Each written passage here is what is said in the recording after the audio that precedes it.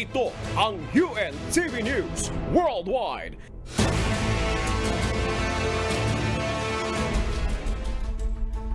Tauan, Tadyahaw, salamat sa Diyos sa araw na ito. Hello sa iyo, Sunny.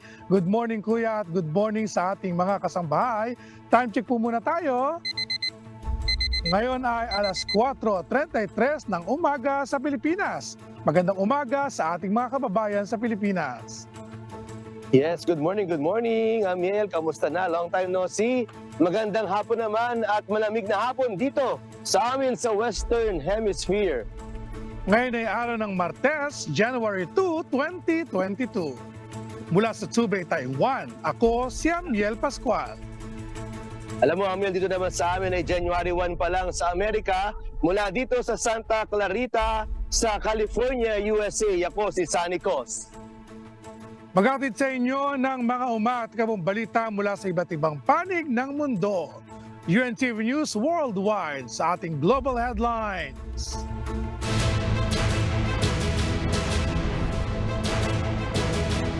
Japan nag-issue ng tsunami warnings kasunod ng malakas na lindol. Russia kumanti ng malawakang pag-atake sa Ukraine. Biden administration pinapabilis ang work authorization para sa mga migrants. False alarm nagdulot ng New Year event stampede sa Southern Taiwan. Populasyon ng Australia tumaas ng mahigit 620,000 dahil sa migration. Abu Dhabi nasungkit ang 5 titulo sa Guinness World Records.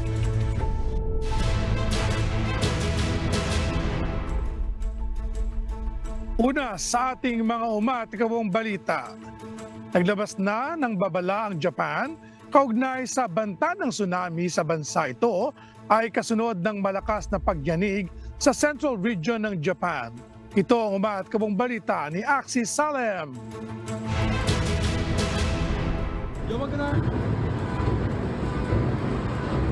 Yumanig sa baybayin ng Ishikawa at ilang kalapit na prefecture noong Lunes, January 1 ng isang 7.6 magnitude na lindol sa Japan. Dahil dito, naglabas ang pamahalaan ng Japan ng mga babala bunsod ng banta ng tsunami sa bansa. Milyon-milyong Japanese ang tradisyonal na bumibisita sa mga templo sa rehiyon tuwing nagpapalit ang taon. Isang malaking sunog din ang naiulat sa lungsod ng Wajima matapos ang malakas na pagyanig. Batay sa ilang report, mayroon umanong nasugatan at mga naipit sa nasusunog na gusali subalit wala pang ilalabas na opisyal na bilang ng mga ito. Agad namang hinimok ng mga otoridad ang mga residente ng apektadong prefectures na lumikas sa matataas na lugar dahil sa banta ng tsunami. Ayon sa Japan Meteorological Agency, mahigit na nasa 30 ang bilang ng aftershocks at inaasang madadagdagan pa ang mga ito.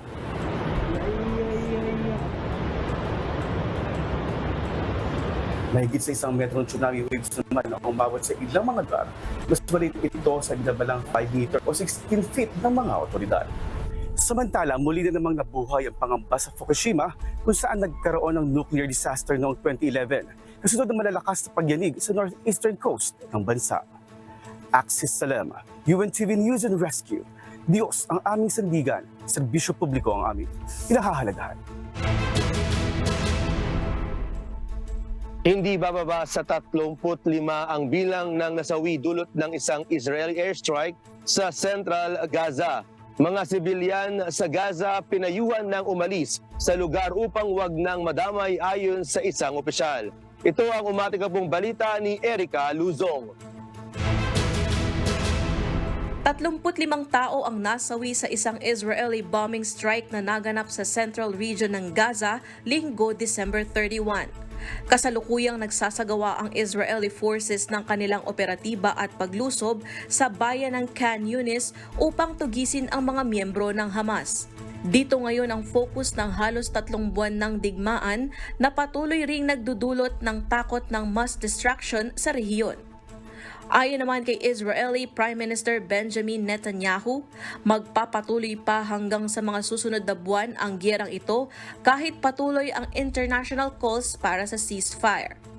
Hinihikayat naman ng Israeli Cabinet Minister ang mga sibilyan sa Gaza na umalis na sa enclave dahil mas tumitindi pa ang tensyon sa pagitan ng Israel at Egypt at iba pang Arab states.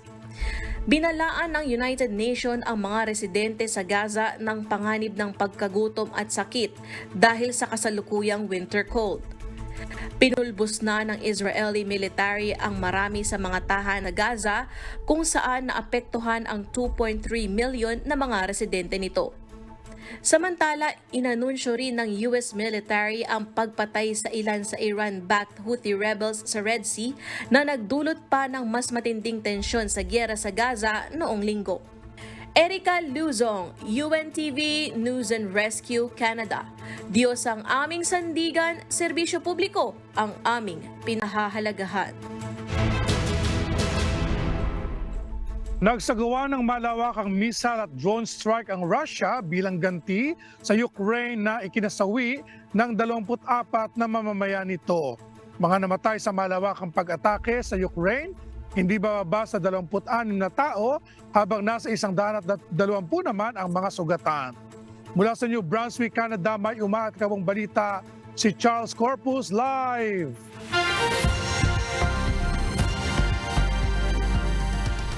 Charles, anong mga lugar sa Ukraine ang tinamaan itong missile at drone strike ng Russia? Yes, Amel, kabilang sa pangunahing target at tinamaan ng missile at drone strike ang Kharkiv na may layong 95 kilometers sa Belgorod, Russia. Tinamaan rin ang Central Dnipro, Odessa at Lviv, habang dinig naman ang tunog ng air raid sa bahagi ng Sumy, Mykolaiv, Kherson, Cherkasy, Poltava at Dnipropetrovsk. Ilan sa mga gusali, ospital at mahalagang infrastruktura naman ang nasira, kabilang na ang famosong Kharkiv Hotel Palace na headquarters ng Ukrainian Security Service Council sa Kharkiv region. Nagawa namang mapabagsak ng Ukrainian Air Force ang nasa 21 sa 49 na drones ng Russia. Ayon kay Yuri Inyat, spokesperson ng Ukrainian Air Force, na ngayon lamang sila nakaranas ng ganitong katindi at kalawak na pag-atake ng Russia. Samantala, ayon sa Russian Defense Ministry, ang ginawang pang-atake sa Ukraine ay ganti lamang sa ginawang pang-atake nito sa Russia na ikinasawi ng 24 na mamamayan nito. Back to you, Amiel. Just nakakalungkot ang mga ganitong balita, no? Lalo na doon sa mga nasasawi na mga bata, matatanda at yung mga walang kabalay-malay. No? Pero Charles, meron ka bang balita kung ilang mga missile itong inilunsad ng Russia bilang pagganti nila sa Ukraine?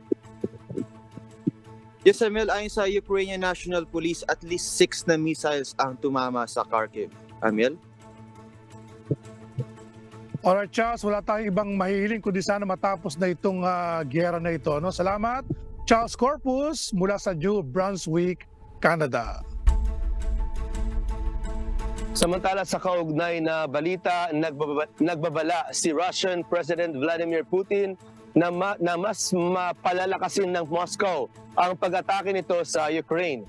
Ito ang ipinahayag ng presidente matapos ang umano'y di inaasahang pag-atake ng Ukraine sa bayan ng Belgorod.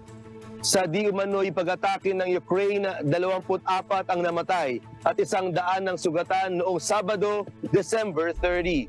Ito ay matapos ang malawakang pag-atake ng Moscow sa Ukraine cities. Dagdag pa ng Russian leader, walang aniyang krimen laban sa mga sibilyan ang hindi mapaparusahan at ang pag-atake na ito ay isang terrorist act.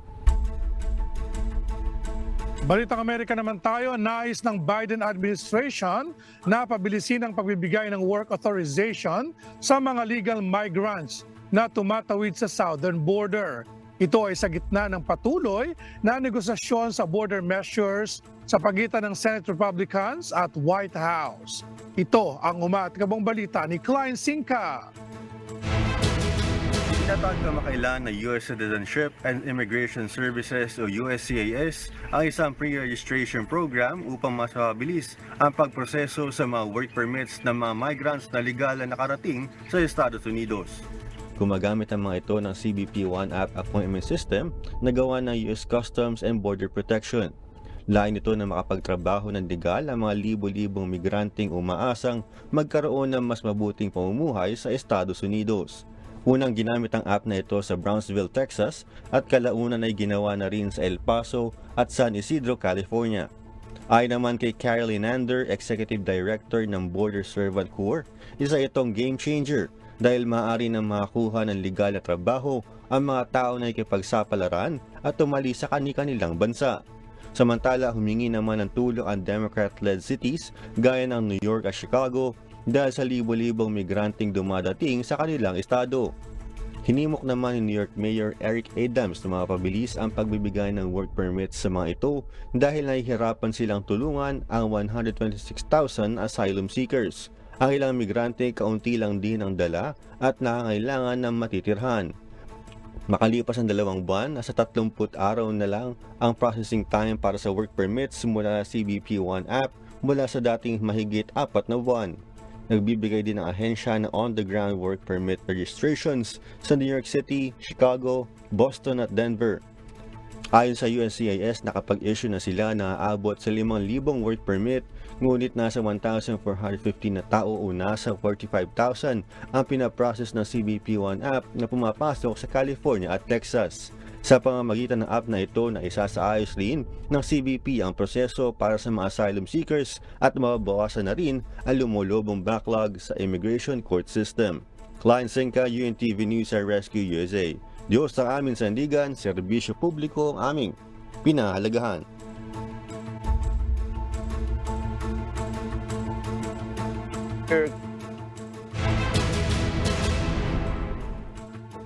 Nagdulot ng stampede sa New Year countdown sa Kaohsiung, Southern Taiwan ang isang maling akala. Ilang katao ang nagtamo ng pasa at minor injury dahil sa insidente. Ito ang umatikabong balita ni Paulo Dasal. Ilang tao ang nagtamo ng pasa at minor injury dahil sa nangyaring stampede sa isinagawang New Year Countdown event sa Kaohsiung, Taiwan. Ayon sa ilang local report, false alarm ang naging dahilan ng takbuhan at tulakan bandang alas 9 ng gabi kahapon. Ayon sa ilang saksi, isang individual ang nakita ang may dalang kutsilyo na nagbunga ng panik sa mga nakakita. Makikita sa isang viral video ang mga takot at nagtatakbuhang mga tao palayo sa New Year event. Bukod sa ilang mga nasaktan ay may 2 tao rin ang naiulat na nahirapang huminga. Kasalukuyang iniimbestigahan ng mga pulis ang insidente. Ayon sa Kaohsiung City Government, nagbalik sa normal ang countdown party matapos magbalikan ang mga manonood matapos ang naging aberya. Paulo Dasal, UNTV News and Rescue. Diyos ang aming sandigan, serbisyo publiko ang aming pinahahalagahan.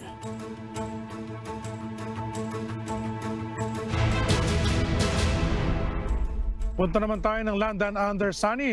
Kung dito sa Taiwan ay patuloy na bumababa ang populasyon, tumataas naman ang populasyon ng Australia noong June 2023 ng mahigit 620,000 na tao o 2.4% kumpara sa populasyon noong June 2022. Nanguna ang Western Australia sa bilang ng mga bagong residente at karamihan sa mga ito ay mga overseas migrants.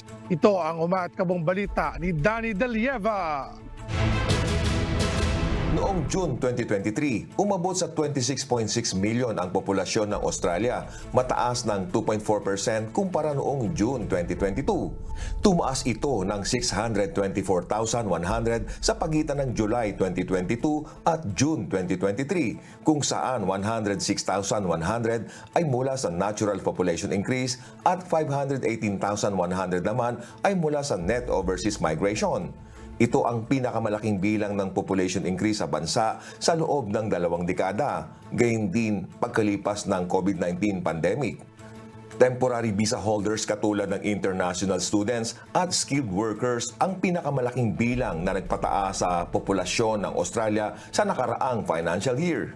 Ibig ng federal government na ibalik sa pre-pandemic level ang annual population increase ng bansa sa pamamagitan ng migration strategy na inilunsad ni Home Affairs Minister Claire O'Neil noong December 11, 2023. Ipatutupad ng strategy ang mas mahigpit na international student visa requirements at bagong skills in demand visa upang mahikayat ang high-skilled applicants. Naitala naman ng estado ng Western Australia ang 3.1% population increase sa nakaraang financial year at sinundan ng Victoria at Queensland na nagtala ng 2.7 at 2.6% population growth. Pinakamababa ang Tasmania na tumaas lamang ng 0.3% ang populasyon. Samantala, Queensland at Western Australia ang tumanggap ng net interstate migrants na lumisan mula sa ibang estado at teritoryo ng bansa. Danny De Lieva, UNTV News and Rescue, Australia. Diyos ang aming sandigan, serbisyo publiko ang aming pinahahalagahan.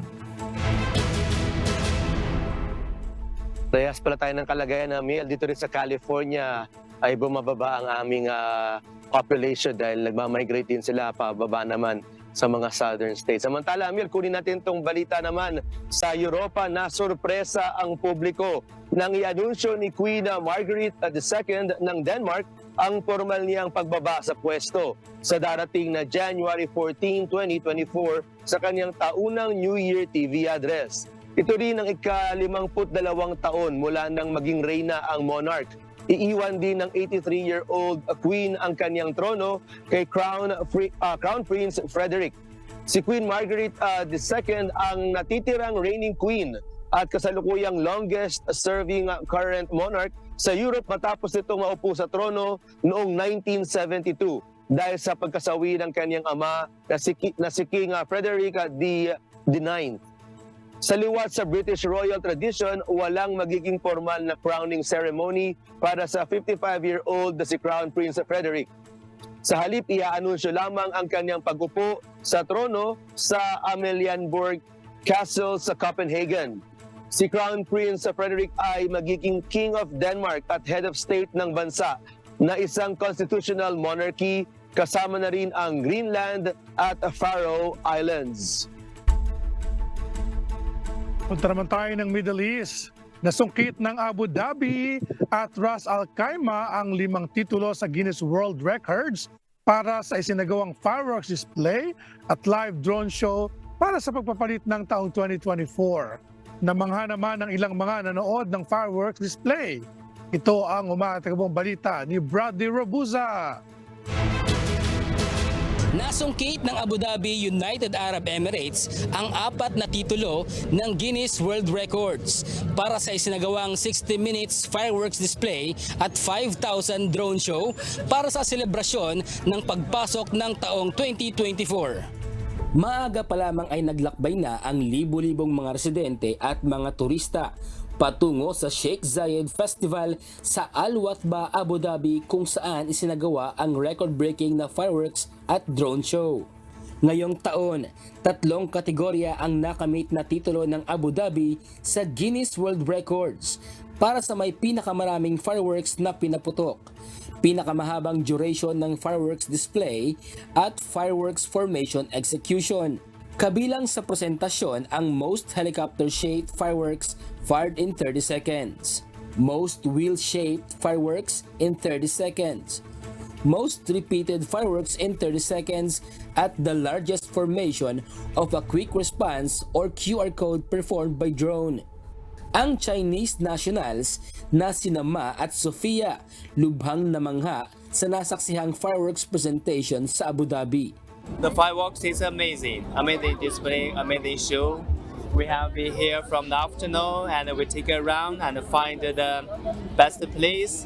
We have asked a few the local people, the security, where is the best position for the firework for the fireworks view, and finally we found here and it's wonderful. It's amazing. I'm very happy because I never see this amazing firework before in China. Because in China, in my hometown, square. But in here, the fireworks showed in sea on the. Liban dito, nasungkit din ng bansa ang largest aerial logo gamit ang 5,000 aerial drones. ang Emirate ng Ras Al Khaimah. Record-breaking naman para sa longest chain of aquatic floating fireworks na may habang 5.8 kilometers at longest straight line drones display na may habang 2 kilometro. Aabot sa 50,000 katao ang dumagsa sa Al Marjan Island sa Ras Al Khaimah upang manood ng fireworks at drone show upang sulitin ang long holiday sa UAE. Bradley Robuza, UNTV News and Rescue, United Arab Emirates. Diyos ang aming sandigan, serbisyo publiko ang aming pinahahalagahan.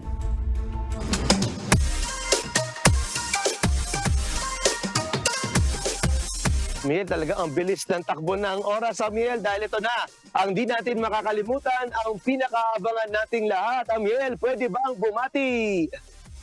Pwede. Ayun, narito ang pagbati ng ating kababayan.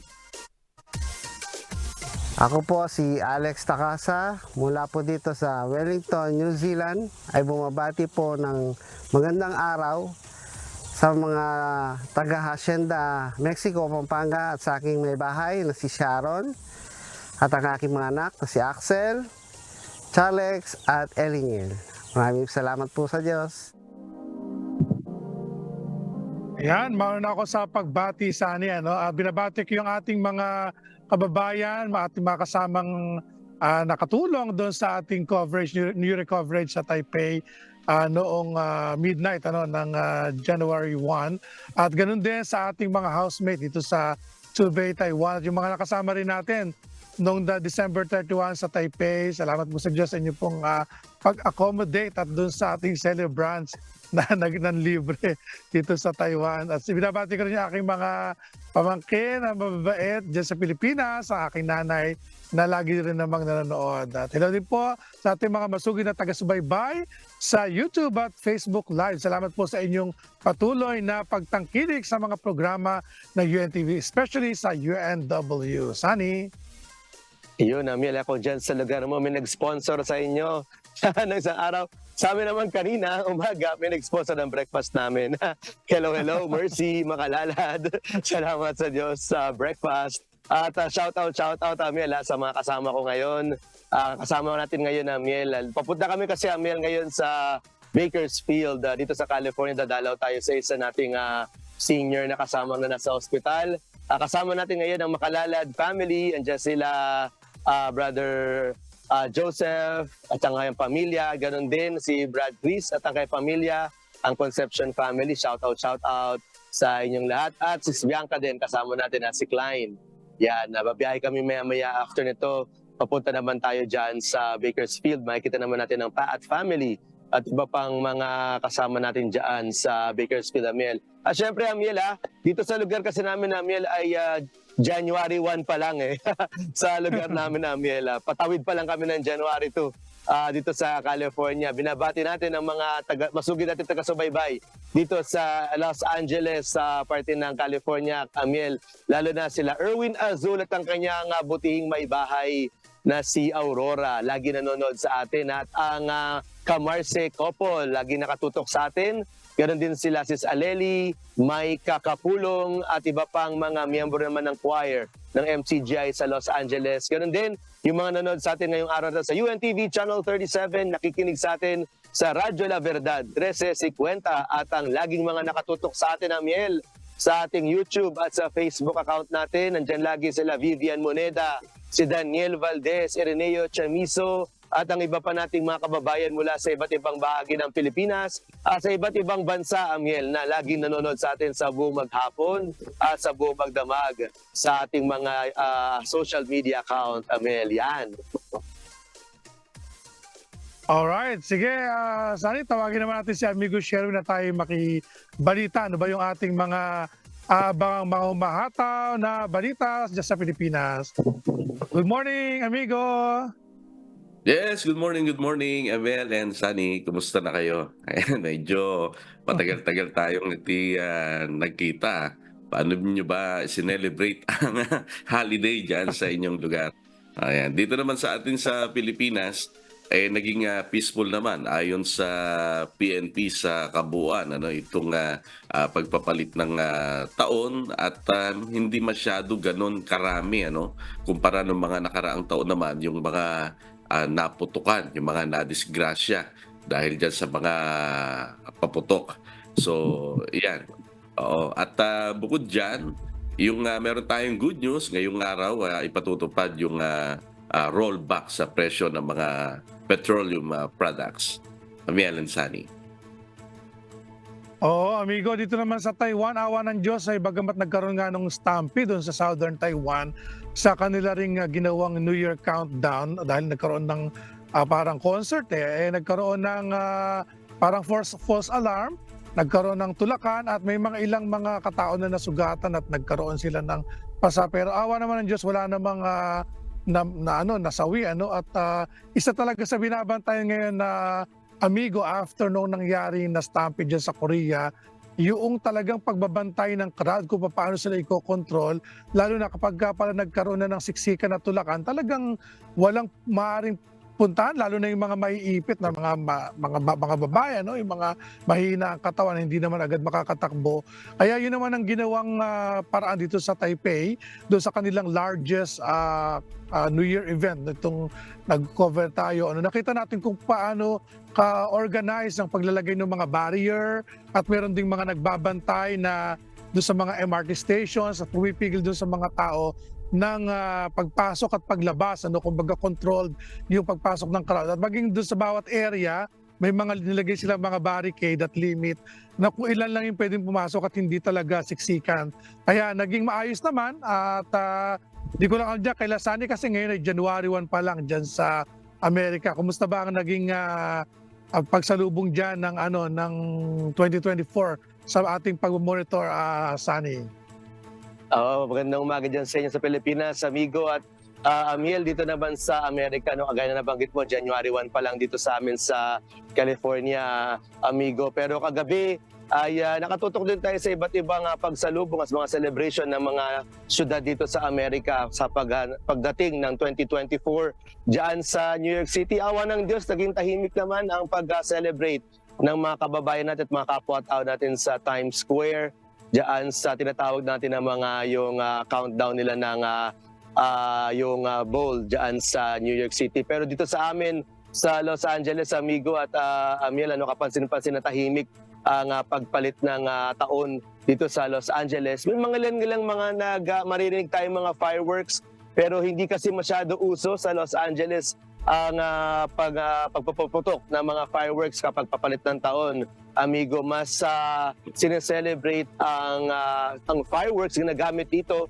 sa Amerika, sa Los Angeles particular, amigo, tsaka Amiel, sa celebration ng Independence Day ng Amerika sa July 4. Simula pa lang yan ng 6 p.m. hanggang mga 1 ng madaling araw ay tuloy-tuloy ang mga fireworks dito sa Los Angeles. Pero kagabi medyo tahimik, amigo, kaya peaceful ang gabi namin.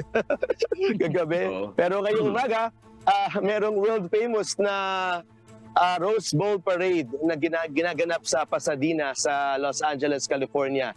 Taon-taon yan. Yan ang pagsalubong naman ng mga residente ng Los Angeles sa pagpapalit ng taon.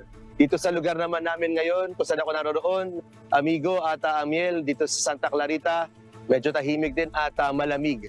Dahil nasa low teens dito ngayon, nasa feel like 10 degrees teens dito ngayon sa Santa Clarita, sa California, Amiel. Oo, yan yung hinahanap ko dito sa atin sa Pilipinas na parang nawala o nabawasan. Yung lamig pagka Disyembre at lalo na pagpasok nga ngayong buwan ng Enero, mararamdaman mo yung masarap na klima, yung lamig ba na parang makakapagsuot ka ng jacket dahil sa ginawa, no? Pero wala, hindi ako nakapag-jacket nitong December, Amiel. Oo nga, bibigyan ka pa masana ni Sani ng jacket, kaya lang may init pala dyan. Pero amigo, nakakatuwa naman na talagang bumababa itong bilang ng mga nagiging biktima ng paputok sa Pilipinas. Sana nga patuloy na maging at least zero casualty na, para mas maging maayos yung taon. At syempre, mahirap din naman yung mga nadadala sa mga ospital. At nakakatuwa rin yung naging coverage ng ating mga UNTV correspondent at maging yung mga rescue. At talagang nakakatuwa at saludo kami sa kanilang mga ginawa rin na pagbabantay, amigo. Oo. Ayun, salamat sa iyo, amigo Sherwin. Ayan, amigo. Oo. Maganda talaga yon. Talagang matagal na natin ginagawa yon. Nasa pangunguna ni Kuya Daniel Razon, ito nga pag-alalay at pagbabantay sa ating mga kababayan pagka ganyang nagpapalit nga ng tao na may. Yun. Sige, maraming salamat sa iyo dyan, amigo Sherwin, at sa ating mga correspondent sa iba't ibang panig ng mundo. Panapanood o nais ninyong muling balikan o tunghayan ang UNTV News Worldwide, maaari niyo po itong balikan sa aming mga official social media account. I-like at i-follow lamang ang UNTV News and Rescue Facebook account at i-click ang subscribe button sa UNTV News and Rescue YouTube channel. Mapapanood niyo po rin dito ang iba pang news programs ng UNTV, pati na ang iba pang video ng nag-iisang public service channel. Kaya tara na, subscribe, like, and share! At narito naman po ang mga salita ng Diyos na maaari nating baunin sa pagpapatuloy ng araw na ito. Nasusulat sa Book of Matthew, chapter 6, verses 14 to 15. For if ye forgive men their trespasses, your heavenly Father will also forgive you. But if you forgive not men their trespasses, neither will your Father forgive your trespasses.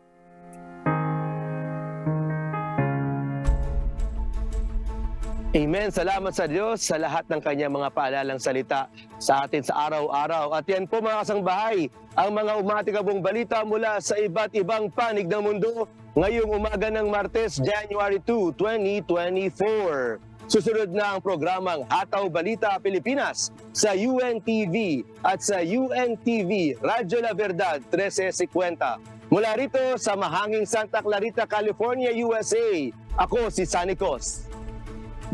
Sa ngalan ng lahat ng bumubuo ng UNTV News and Rescue at ng UNTV Radyo La Verdad 1350, mula rito sa Tubay, Taiwan, ako naman si Amiel Pascual. Dito sa UNTV at sa UNTV Radyo La Verdad 1350, Diyos ang aming sandigan, serbisyo publiko ang aming pinahalagahan. Maraming salamat po sa Diyos. Tsaitsen!